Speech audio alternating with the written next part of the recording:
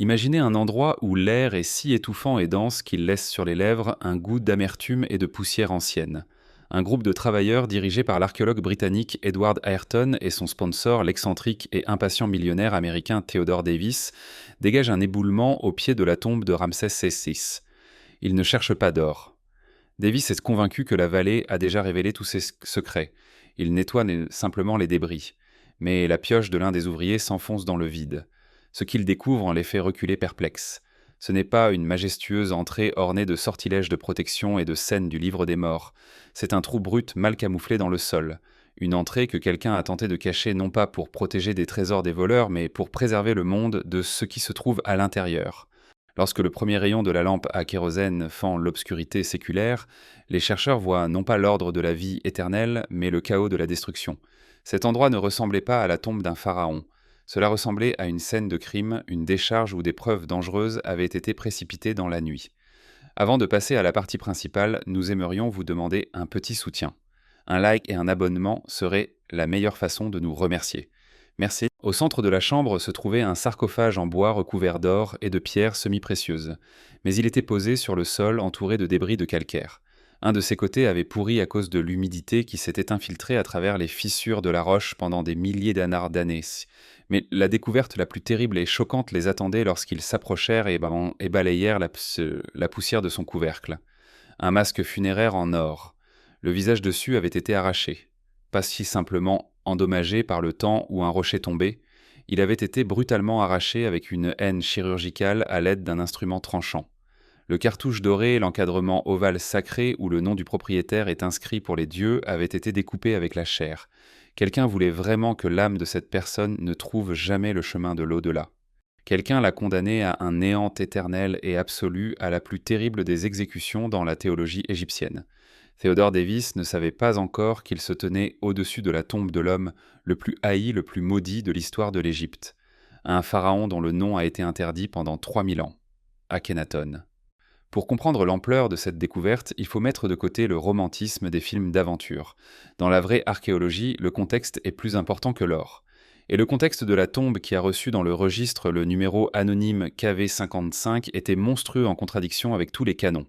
Tout dans cette tombe criait l'irrévérence et le sacrilège. Les artefacts dans la pièce formaient un puzzle fou. Le sarcophage était à en juger par la forme de la perruque et la courbure du corps féminin. Il avait été fait pour une reine ou une princesse. Mais une barbe cérémonielle, symbole du pouvoir pharaonique, avait été grossièrement ajoutée. Les inscriptions sur les murs étaient effacées. Dans les niches se trouvaient 4 canopes des récipients pour les entrailles. Ils avaient des têtes féminines, mais les inscriptions étaient effacées. À l'intérieur du sarcophage se trouvait une momie dans un état épouvantable. À cause du temps et d'une mauvaise momification, elle s'était réduite à un ensemble d'os. Le crâne s'était détaché du tronc, les côtes s'étaient effritées. Mais le principal mystère était constitué des briques magiques trouvées dans les coins de la pièce. Ce étaient des amulettes de protection. Les hiéroglyphes portant le nom d'Akhenaton étaient à peine visibles. C'est une pratique égyptienne ancienne appelée damnatio memoriae, la malédiction de la mémoire. Les Égyptiens croyaient qu'une personne est vivante tant que son nom est vivant. Prononcer le nom du défunt, c'est le faire revivre. Anéantir le nom, c'est tuer l'âme définitivement, la dissoudre, dans le chaos lui ôter toute chance de résurrection et de jugement par Osiris. Celui qui a enterré cet homme ou celui qui est venu ici plus tard a commis un acte de meurtre métaphysique. Les scientifiques se sont retrouvés dans une impasse, qui reposait dans ce cercueil féminin profané avec une barbe royale.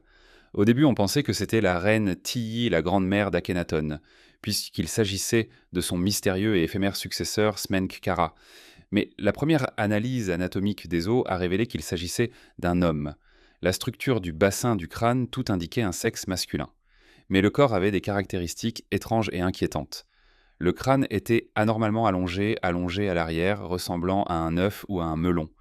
Cela a provoqué un choc dans le monde scientifique. En effet, c'est ainsi avec une tête grotesquement allongée, un ventre étrange et des hanches féminines qu'Akhenaton était représenté sur les anciens bas-reliefs.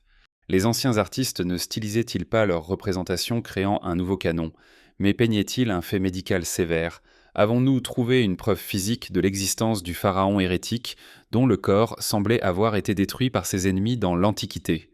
Pour comprendre pourquoi ce corps a été traité avec une telle cruauté extrême, il faut remonter le temps de 300 ans.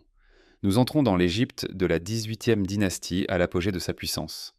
L'or des mines nubiennes coule à flot, les vassaux en Syrie et en Palestine paient un tribut.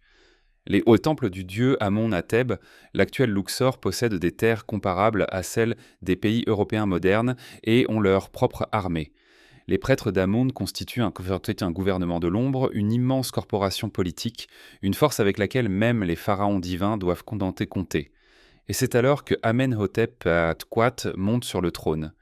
Jeune étrange ambitieux et comme beaucoup le pensent aujourd'hui, un visionnaire fanatique. Il fait l'impensable, il ne se contente pas de réformer, il déclare la guerre aux cieux. Oubliez la réforme religieuse dans notre compréhension moderne et douce. C'était une révolution totalitaire d'en haut. Un nettoyage brutal. Au 5e année de son règne, le pharaon change son nom d'Amenhotep. Amon est satisfait. Akhenaton, utile pour Aton, ou l'esprit agissant d'Aton. Il interdit le culte d'Amon, fermant les grands temples, disloquant des milliers de prêtres, les dépouillant de leurs biens et redirigeant tous les flux financiers vers son trésor. Il annonce que tout le panthéon des dieux Osiris, Isis, Ptah-Thoth est un mensonge. Il n'y a qu'un seul dieu, Aton, disque solaire visible. Et ce qui est le plus important, le seul intermédiaire entre ce disque et les gens, c'est lui-même Akhenaton. C'était la première expérience documentée dans l'histoire de l'humanité d'un monothéisme étatique radical. Mais pour l'Égypte, c'était un choc comparable à la chute du ciel sur terre. Imaginez qu'aujourd'hui, le président d'une superpuissance interdise toutes les religions mondiales, ferme les banques, annule les anciennes fêtes et construise une nouvelle capitale dans le désert en 5 ans. C'est exactement ce qu'a fait Akhenaton. Il ordonne la construction de la ville d'Akhétaton à un endroit où aucun homme n'avait jamais mis les pieds et où aucun sacrifice n'avait été offert à d'autres dieux à 300 km au nord de Thèbes, l'actuel site d'Amarna. Les archéologues qui déterrent cette ville sont stupéfaits par la rapidité et les méthodes de construction. Ils trouvent des blocs uniques de taille standard, les talatat. Ce sont de petites pierres qu'une seule personne pouvait facilement transporter. C'était la première chaîne de montage de construction au monde, le prototype de la construction par panneau. La ville s'est élevée du sable pratiquement instantanément. Des boulevards larges pour le passage des chars des palais sans toit, pour que le soleil inonde tout autour d'énormes temples avec des milliers d'hôtels à ciel ouvert. C'était l'utopie d'un homme construite littéralement sur les os de milliers de travailleurs.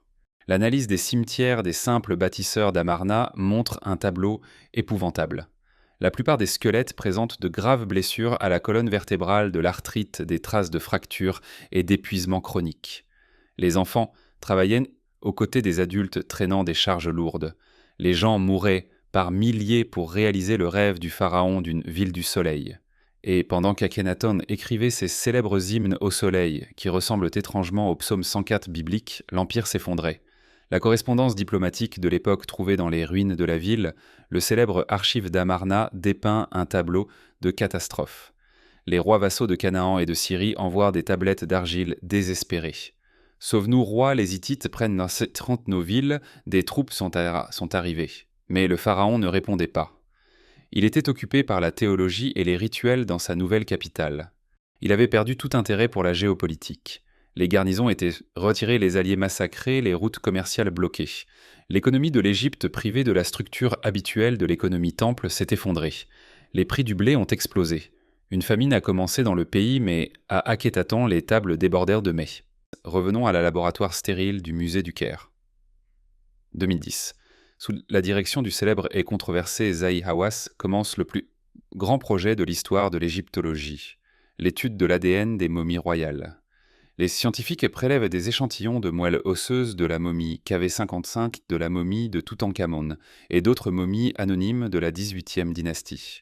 Le monde retient son souffle. Les résultats étaient stupéfiants et troublants. L'analyse génétique a confirmé avec une probabilité de 99% que l'homme de la tombe profanée, KV55, est le père biologique de Toutankhamon et qu'il est aussi le fils d'Amenhotep.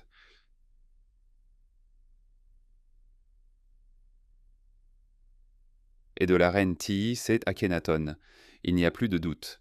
Nous l'avons trouvé, mais l'ADN a raconté une autre histoire plus sombre, purement biologique. L'histoire de la dégénérescence d'une grande lignée. L'analyse a montré que les parents de Toutankhamon Akhenaton et la femme connue sous le nom de jeune dame trouvée dans la tombe KV35 étaient frères et sœurs de sang pur. L'inceste était la norme dans la famille royale égyptienne, une façon de préserver le sang divin et de ne pas partager le pouvoir. Mais la biologie est implacable et cruelle. Akhenaton n'était pas un extraterrestre ou un hybride comme aimant à le prétendre les ufologues en regardant ses statuts étranges. Il était un homme lourdement malade génétiquement. Les généticiens et les endocrinologues débattent encore de la liste exacte des diagnostics, mais le tableau est clair. Syndrome de Marfan, membre allongé, doigts arachnéens, déformation de la cage thoracique, problème cardiaque. Peut-être le syndrome Dantley-Bixler, fusion des os du crâne. Ou le syndrome de Klinefelter. Son apparence étrange et repoussante. Visage allongé, hanches féminines, poitrine. Ce n'est pas un nouveau style d'art du réalisme amarnien, c'est son dossier médical gravé dans la pierre. Et ce maudit dossier, il l'a transmis à son fils. Toutankhamon, le célèbre garçon en or dont le masque émerveille, le monde était en réalité un invalide fragile et malade, qui ne pouvait pas marcher sans une canne à cause de la nécrose des os du pied, de la maladie de Keller et de la déformation des pieds. La grande 18e dynastie qui a libéré l'Égypte des Hyksos s'éteignait s'autodétruisant par des mariages consanguins. Le plus intéressant et dramatique dans cette histoire est l'enquête sur la manière dont le corps d'Akhenaton s'est retrouvé dans la vallée des rois dans une tombe étrangère. Car nous savons exactement qu'il est mort dans sa capitale éclatante d'Akhenaton et a été enterré dans une somptueuse tombe royale taillée dans les rochers orientaux. Les archéologues ont découvert cette tombe au XIXe siècle. Elle est vide. Les saintes scènes sur les murs représentant le deuil de la famille royale pour la fille décédée Makhétaton ont presque été détruites. Le sarcophage en granit rose a été brisé en centaines de morceaux. Il a fallu le rassembler comme un puzzle pendant des décennies. Le scénario que les historiens modernes reconstituent ressemble à un thriller politique tendu. Après la mort d'Akhénaton, probablement au XVIIe année de son règne, le pouvoir est d'abord pris par la figure mystérieuse de Smenkhkara. Beaucoup pensent qu'il s'agissait de Néfertiti elle-même, prenant un nom masculin. Puis vient le tout jeune Toutankhamon. La vieille élite, les prêtres survivants d'Amon et les généraux commencent à retrouver de l'influence. Akhénaton est abandonné. La ville se vide rapidement recouverte de sable. Une contre-révolution et une restauration commencent. Le jeune Toutankhamon, sous la pression de ses conseillers, de l'ancien vizir Haï et du général Horemheb, publie une stèle de restauration où il se repent des péchés de son père et rétablit le culte d'Amon. Mais lui, en fils aimant, essaye de sauver le corps de son père de la profanation dans la ville abandonnée. Il organise une mission secrète. Le corps d'Akhénaton et peut-être le corps de sa mère Ti.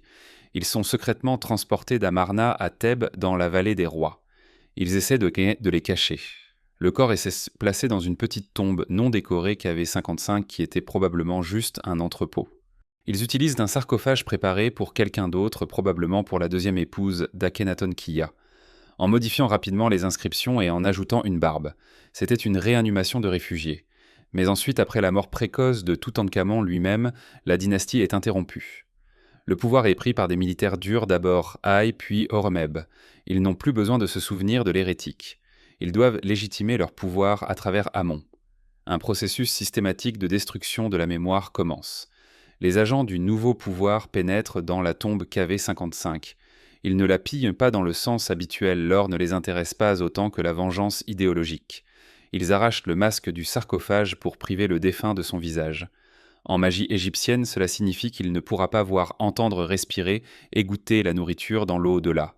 Ils coupent son nom des bandes dorées et des murs. Ils laissent le corps pourrir dans le chaos en laissant le couvercle.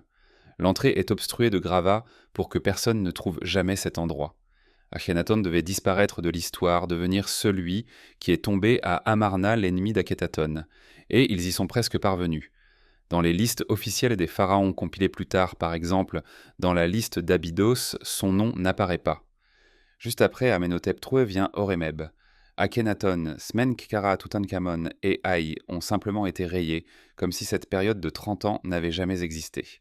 À l'intérieur du sarcophage, juste sous les bandages en décomposition de la momie, les archéologues ont trouvé un autre détail qui fait frémir et évoque une tragédie personnelle. Des feuilles d'or aussi fines que de la feuille en forme d'aile de faucon avec les noms du dieu Aton gravés. Elles reposaient directement sur le corps. Cela indique que même au moment de la réanimation secrète, lorsque le culte du soleil était déjà interdit et considéré comme une hérésie quelqu'un de proche, peut-être même Toutankhamon lui-même avait veillé à ce qu'Akhenaton parte vers son dieu et non vers l'odieux Osiris. C'est un acte d'amour et de dévotion au milieu d'un océan de haine politique. Malgré le nettoyage total, quelqu'un a cru en lui jusqu'à la fin. L'analyse du crâne de KV55 nous révèle un autre fait choquant, l'âge au moment de la mort. Pendant longtemps, on a cru que le corps appartenait à un très jeune homme, 20 ans. Cela ne correspondait pas à l'histoire d'Akhenaton qui avait régné pendant 17 ans et avait eu au moins 6 filles. C'était le principal argument des sceptiques contre l'identification. Mais de nouvelles méthodes de scan des os et des dents réalisées dans les années 2010 ont fait évoluer la limite d'âge. Maintenant, les anthropologues parlent avec assurance d'un âge autour de 40 ans, indiquant des changements dégénératifs dans la colonne vertébrale et les genoux. Cela s'inscrit parfaitement dans la chronologie historique. Nous voyons devant nous un homme fatigué, profondément malade, épuisé par les réformes, la résistance des prêtres et les tragédies familiales. L'histoire des fouilles d'Amarna. La capitale abandonnée d'Akhenaton ajoute des couleurs sombres au portrait de la fin de son règne. L'expédition allemande de Ludwig Borchardt en 1972, celle-là même qui a découvert le célèbre buste de Néfertiti, a ouvert l'atelier du principal sculpteur Thoutmôsis. Là, parmi la poussière et les éclats de pierre, se trouvaient des dizaines de têtes en plâtre. Akhenaton, ses filles et des masques mortuaires d'inconnus. Elles semblaient terriblement vivantes. C'était un hyper-réalisme absolument atypique pour l'Égypte où les pharaons étaient toujours représentés éternellement jeunes et parfaits. L'art d'Amarna était également une révolution. Crâne allongé, ventre proéminent, rides cou fins. Auparavant, les historiens pensaient que c'était du grotesque ou du symbolisme. Maintenant, en regardant le squelette mutilé de KV55, nous comprenons, c'était une vérité cruelle. Akhenaton exigeait d'être représenté tel qu'il était. Mutilé mais divin dans sa propre compréhension. Dans les décharges d'Amarna, les archéologues trouvent ça parce qu'ils trouvent des milliers de jarres à vin brisé avec des seaux. Elles portent des wasetaat sans des cocottes de mise en bouteille. Cela permet de reconstituer la chronologie de l'effondrement jour après jour. Nous savons qu'au 12e année de règne, quelque chose de terrible se produit. Les FTCI, l'une des filles, Makhétaton, meurt. La principale épouse, Néfertiti, disparaît. Les mentions à son sujet disparaissent simplement. Peut-être qu'une épidémie a commencé dans la ville. Certains chercheurs modernes relient la chute rapide d'Amarna à une pandémie de peste ou de grippe qui est arrivée du Moyen-Orient avec des prisonnières de guerre. Dans les tombes d'Amarna, des enterrements massifs sans respect des rituels ont été trouvés. Les gens mouraient par milliers et les prières au nouveau dieu Aton sous le soleil brûlant n'aidaient pas. Le peuple voyant la mort des enfants et la famine se détourna du Dieu utile qui ne pouvait même pas protéger la famille de son prophète. L'effondrement de l'utopie était prédestiné non seulement par la politique mais aussi par la biologie. Si Akhenaton est trouvé et identifié dans KV55, où est sa célèbre épouse? Où est Néfertiti, la belle qui est revenue? C'est la question principale qui préoccupe les égyptologues et les chasseurs de trésors. Les récents scans de la tombe de Toutankhamon KV62 réalisés par le Britannique Nicholas Reeves ont donné naissance à une théorie sensationnelle qui a divisé le monde scientifique. Reeves, en étudiant les scans laser des murs de la chambre funéraire de Toutankhamon, a remarqué sous la couche de plâtre et de peinture les contours de portes murées. Il a supposé que la célèbre mais étroite tombe du jeune roi n'était qu'un vestibule, la partie extérieure d'un complexe plus grand. Que se cache-t-il derrière le mur nord-peint? Une autre chambre, la tombe de Néfertiti. La logique de Reeves est solide. Toutankhamon est mort subitement à 19 ans. On n'a pas eu le temps de lui construire une grande tombe. Il a dû être enterré dans celle d'un autre. Laquelle peut être celle de sa belle-mère Néfertiti, qui selon l'une des fortes versions a survécu à son mari et a régné sur l'Égypte en tant que femme pharaon sous le nom de Smenkhkare. Si c'est le cas, derrière le mur pourrait se trouver une inhumation royale absolument intacte avec des trésors qui éclipseraient l'or de Toutankhamon, car Néfertiti était un véritable dirigeant à l'apogée de sa puissance. Les radars de différentes expéditions montrent des données contradictoires. Certains voient le vide et de l'organique, d'autres de la roche solide. Les autorités égyptiennes agissent avec une extrême prudence, ne permettant pas de percer le mur de peur d'endommager les fresques uniques. Mais la tension monte chaque année. Nous sommes à la veille de peut-être la plus grande découverte du XXIe siècle, qui est directement liée à la dramatique histoire d'Akhenaton et à la fin de la période amarnienne. La découverte et l'identification d'Akhenaton sont un triomphe de la science sur une ancienne malédiction qui s'est étendue sur 100 ans. Les prêtres d'Amon et les généraux ont fait tout ce qui était possible et impossible pour l'effacer de la mémoire humaine. Ils brisaient ces statues en milliers de morceaux. Ils croyaient qu'en l'absence de nom et de visage, il disparaîtrait à jamais devenant un démon du désert. Mais la plus grande ironie du destin est que ces tentatives acharnées de destruction et d'oubli ont attiré une telle attention sur lui des millénaires plus tard. Nous savons plus sur Akhenaton que sur de nombreux pharaons égyptiens prospères et tranquilles. Nous connaissons la structure de son ADN, son histoire de maladie, ses échecs politiques, ses rêves religieux et sa tragédie familiale.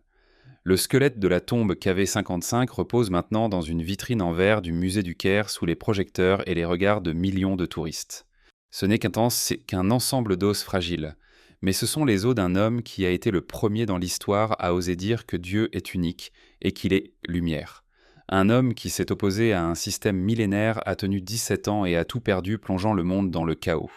Son histoire est un éternel avertissement que même le pouvoir absolu ne peut briser les traditions et la foi des gens en une seule génération, et que la vérité ne peut être cachée même sous des tonnes de rochers et de sable. Les fouilles dans la vallée des rois et dans les sables d'Amarna continuent en ce moment même. Le désert garde encore des milliers de fragments de cette mosaïque. Qui était réellement la jeune dame, la mère de Toutankhamon? Simplement une sœur ou une autre épouse, Néfertiti? Est-elle vraiment devenue pharaon et a-t-elle été enterrée avec les honneurs que son mari lui a refusés? Et quels autres secrets cachent le mur scellé dans la tombe de leur fils? L'histoire du pharaon maudit est loin d'être écrite, et chaque nouvelle découverte, chaque nouvelle analyse, ADN n'ajoute que de nouvelles pages inattendues à ce thriller historique de 3 millénaires. Dans la vallée des rois, il n'y a jamais de silence définitif. Un immense merci à tous ceux qui ont regardé cet épisode jusqu'à la fin. Votre soutien, vos likes et vos abonnements sont très importants pour nous. Et n'oubliez pas de cliquer sur la cloche pour rester toujours informé des dernières nouvelles et ne pas manquer nos nouvelles vidéos.